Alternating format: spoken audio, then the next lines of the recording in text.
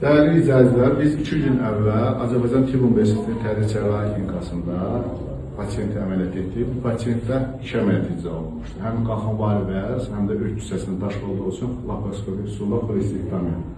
Xəstə, yəni əməliyyatdan öncə biz əməliyyatın gedişi barəsində, əməliyyatın ağırlığı barəsində pasiyentə məlumat verdik və pasiyent dedi ki, bəli, yəni mən hər iki əməliyyatın öhdəsindən gələ bilərəm, yəni ağır tərəfdən. İndi öz-özü necə hiss edirsiniz? Yəni, düz qərar verirsiniz ki, eyni vaxtda, bəli, 2 əməliyyatda oldu. Bəzən görürsünüz ki, xəstələr 1 əməliyyatdan qorxur, siz 2 əməliyyatı rahat bir şəkildə idarə edə bilirsiniz. Sağ ol, Allah şəfa versin, keçmiş olsun. Bu pasiyentlər yaxınlaşın. Əməliyyatdan sonra, yəni əməliyyat zamanı biz yara tikilmədi, xüsusi striplər qoyuldu. Bu striplərin açılma müddəti əməliyyatdan 4 gün sonra olur. Yəni 4 sutka əməliyyatdan sonra, yəni 4 sutka bu strip qalır. 4 sutkadan sonra isə xəstə yuyunduqdan sonra, yəni puşqab etdikdən sonra həmən stripləri çıxarda bilir.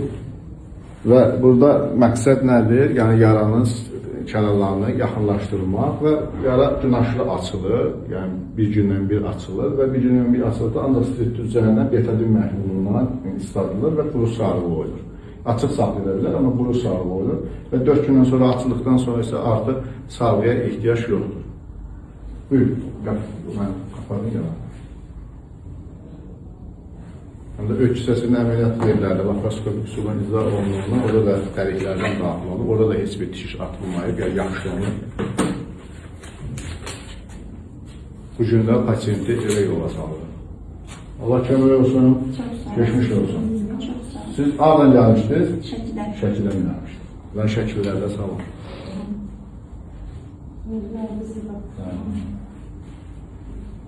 Çox sağ olun. Bu cənnət vərəqəsində verir.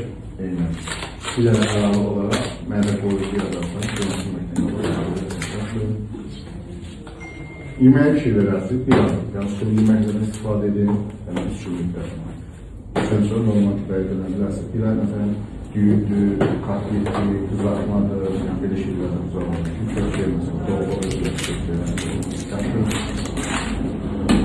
nəsə bir xalaz olsa, növlərini yaxararı saxlayasın. Yaxşı, lalə zotu təyinatı verib, evə yola sağlayasın. Yaxşı. Bu oldu, sağ salamat. Sağ.